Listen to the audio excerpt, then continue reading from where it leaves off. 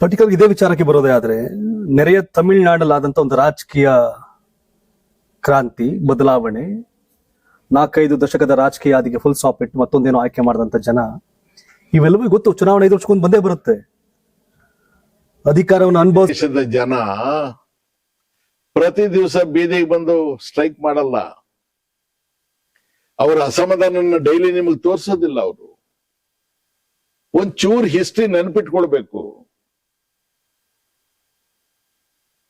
74ನೇ ಇಸ್ವಿಯಲ್ಲಿ ಗುಜರಾತ್ ಅಲ್ಲಿ ವಿದ್ಯಾರ್ಥಿಗಳು ಗಲಾಟೆ ಮಾಡ್ತಾರೆ. ಇದೇ ವಿದ್ಯಾರ್ಥಿಗಳೇ ನವನಿರ್ಮಾಣ ಸಮಿತಿ ಅಂತ ಮಾಡ್ತಾರೆ. ಭ್ರಷ್ಟಾಚಾರದ ವಿರುದ್ಧ, ಬೆಲೆ ಏರಿಕೆ ವಿರುದ್ಧ, ನಿರುದ್ಯೋಗದ ವಿರುದ್ಧ. ಗುಜರಾತ್ ಅಲ್ಲಿ ಚಿಮನ್ಭಾಯ್ ಪಟೇಲ್ ಅಂತ ಮುಖ್ಯಮಂತ್ರಿ ಇರ್ತಾರೆ, ಅವರು ಕಾಂಗ್ರೆಸ್ ಪಕ್ಷದವರು, ಅವ್ರ ವಿರುದ್ಧ ಮಾಡ್ತಾರೆ. ಅವತ್ತು ಆ ಮಕ್ಕಳ ಕೈಯಲ್ಲಿ ಯಾವ ಅಜೆಂಡಾ ಇರಲಿಲ್ಲ, ಅವ್ರು ಯಾವ ಪಾರ್ಟಿಯವರು ಅಲ್ಲ, ಸೇಮ್. ಅವಾಗ ಯಾರು ಗೊತ್ತಾ ಅವ್ರಿಗೆ ಬೆಂತಿಡ್ದವರು ಆ ಮಕ್ಕಳಿಗೆ? ಜಯಪ್ರಕಾಶ್ ನಾರಾಯಣ್. ಎಲ್ಲಿ ಹೋಗೋದು ತಲುಪ್ತು ಲಾಸ್ಟ್ಗೆ?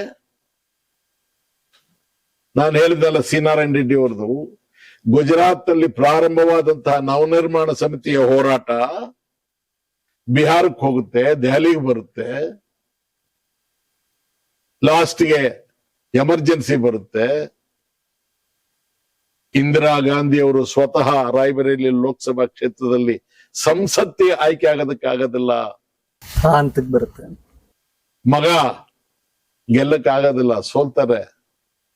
ತಾಯಿ ಮಗ ಇಬ್ರು ಲೋಕಸಭೆ ಸದಸ್ಯತ್ವಕ್ಕೆ ಯಾರಾದ್ರೂ ಊಹೆ ಮಾಡಿದ್ರ? ನೀವು ತಮಿಳ್ನಾಡ್ದು ಹೇಳ್ತೀರಿ, ನಾನು 77ನೇ ಇಸ್ವಿದ ಹೇಳ್ತಾ ಇದ್ದೀನಿ. 77ರಿಂದ 26ಕ್ಕೆ 2026ಕ್ಕೆ ಎಷ್ಟು ವರ್ಷ ಆಯ್ತು ಲೆಕ್ಕ ಹಾಕಿ? 50 ವರ್ಷ. 50 ವರ್ಷದ ಕೆಳಗೆ ಈ ದೇಶದ ಜನ ಪಾಠ ಕಲಿಸಿದ್ದಾರೆ. ತುರ್ತು ಪರಿಸ್ಥಿತಿ, ಸಂತಾನ ನಿರೋಧ ಶಾಸ್ತ್ರ ಇದು ಮಾಡ್ತಕ್ಕಂಥ ಸಂತಾನ ಹರಣ ಶಸ್ತ್ರಕ್ರಿಯೆ, ಚಿಕಿತ್ಸೆ ದೌರ್ಜನ್ಯದಿಂದ ಮಾಡ್ಬಿಡ್ತಾರೆ.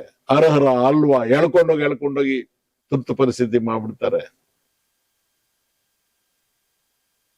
ರಾಜನಾರಾಯಣ್ ಬಂದು ಚುನಾವಣೆಗೆ ನಿಲ್ತಾರೆ. ಅವ್ರೇನ್ ಹೇಳೋದು? ಬೀದಿಗಳಲ್ಲಿ ನಿಂತ್ಕೊಂಡು ತಮ್ಮ ಚಡಾವ್ ಏನುತ್ತ ಅದನ್ನು ತೆಗೆದಲ್ಲಿ ಬಿಸಾಕ್ತಾರೆ. ರಾಜನಾರಾಯಣ್